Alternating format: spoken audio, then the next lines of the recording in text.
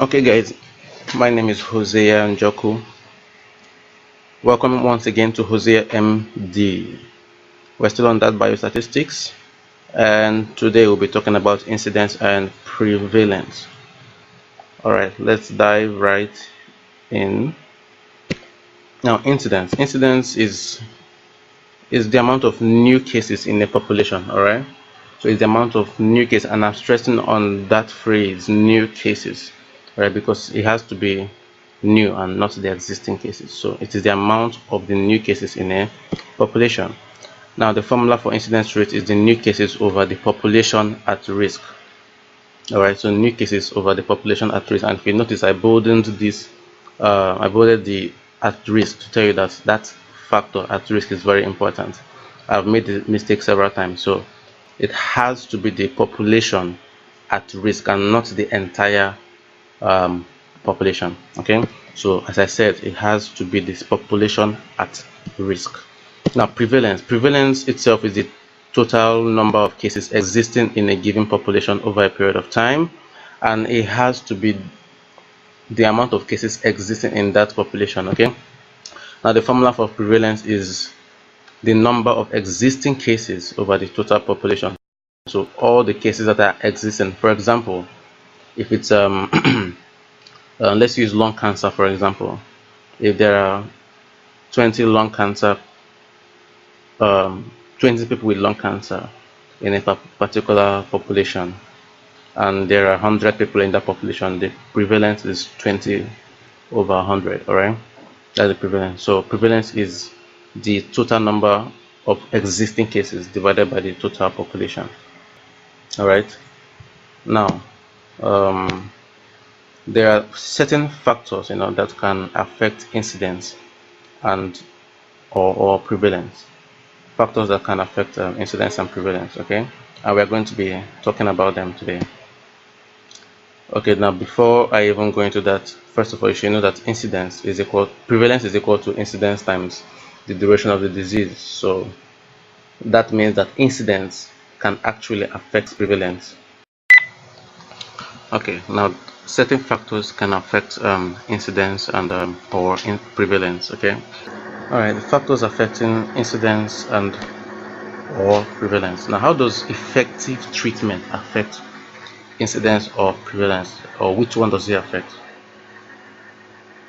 Okay, let's try this ourselves. All right, this is incidence and prevalence. Okay,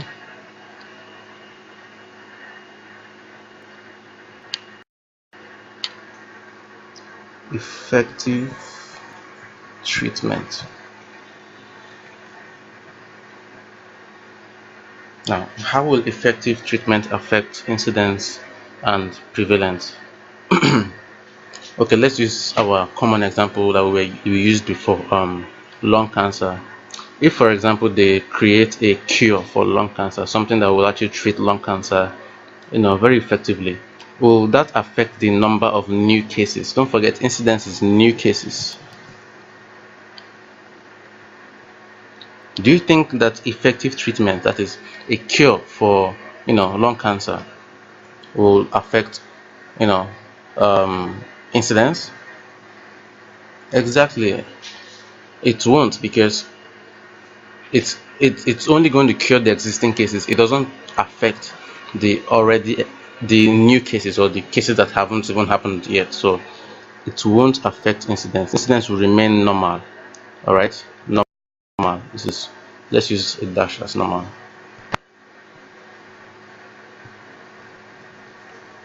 Okay, so incidence will remain normal. However, what do you think will happen to prevalence? Good, I'll give you a minute. Think about it very well. If you think that a cure, effective treatment is the same thing as cure. Basically, it's cure. So if they find a cure to lung cancer, exactly, you will decrease the amount of patients that have lung cancer. That is, the existing lung cancer population will decrease. So prevalence of lung cancer will decrease. All right, now, okay, let's look at the next one. Quality of care. What do you think will happen if quality of care. Let's look at the quality of care. If there is a better or improved quality of care, what will happen to incidence? Let me give you a minute to think about it. If there is a better quality of care, something that the treats the people who have lung cancer and makes them, prevent them from dying, it kind of extends their life. Will that affect incidence? No, it doesn't affect the new cases in any way. So the incidence will remain, wouldn't be affected, no change. All right. However, prevalence, what happened to prevalence?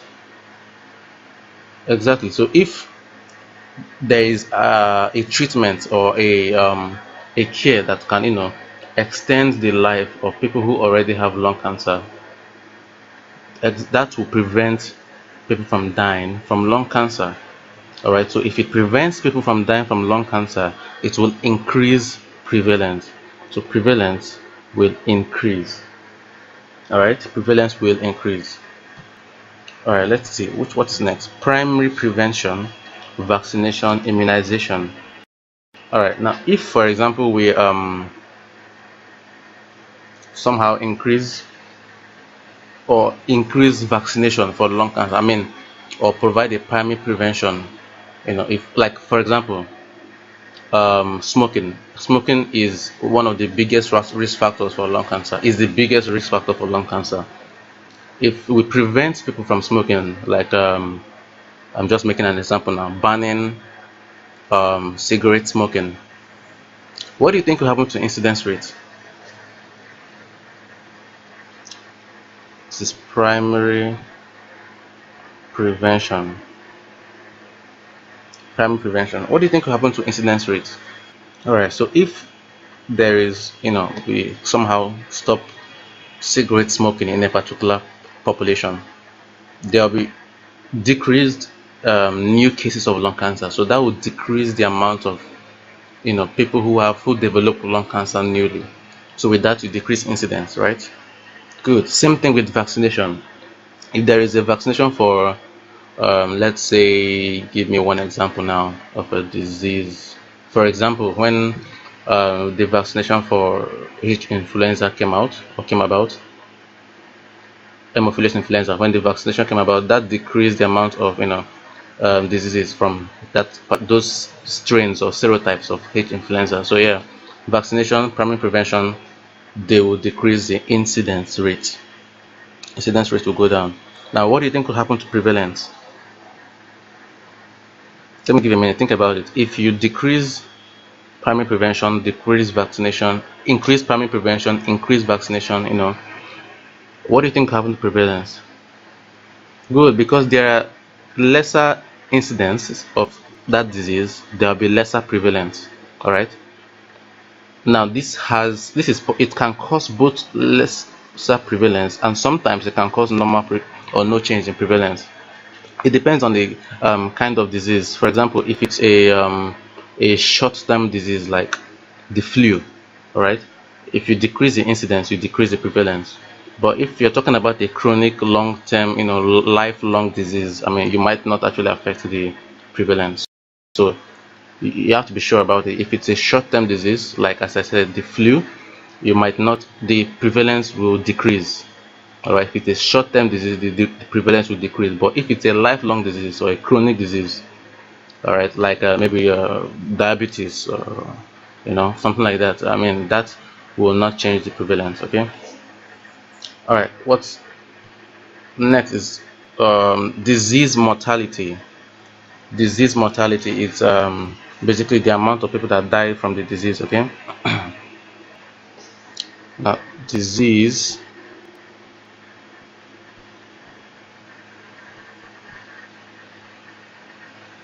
sorry now, what do you think will happen to incidence with people who, if there is an increased amount of deaths from a disease? If there is increased amount of people deaths from disease mortality, from a disease, what happened to the incidence? Will it affect the new cases?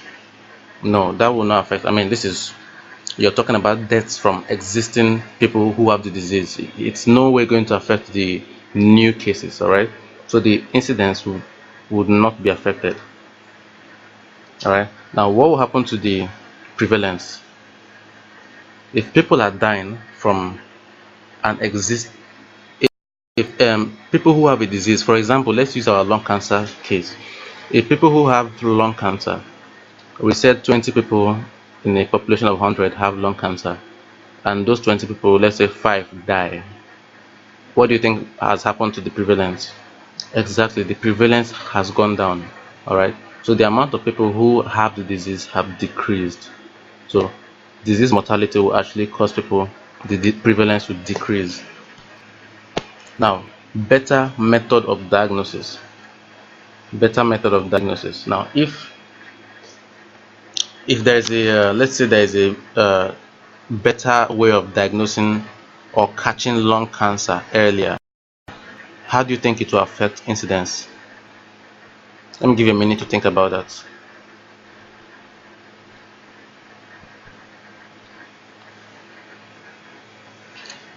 Right, if there is a better method of diagnosing lung cancer, there will be more lung cancer cases then. All right, so because there are more lung cancer cases or more new cases in lung cancer, the incidence will increase. All right, so the incidence will increase because you are diagnosing and finding out new cases with lung cancer in that population. Now, what will happen to the prevalence if there is a better method of diagnosing lung cancer? Exactly, and because the prevalence will increase because you are increasing incidence. All right, because you are increasing the incidence, prevalence will also increase. All right, don't forget our formula here that says, yeah, prevalence is equal to incidence times the duration of the disease. So incidence can actually affect prevalence. All right, so because there's better method of diagnosing the disease, therefore increased incidence, there will be increased prevalence. All right, and all right guys, this is all for now. In the next video, we'll be doing more calculations based on incidence rate and prevalence rate. All right, thank you for watching.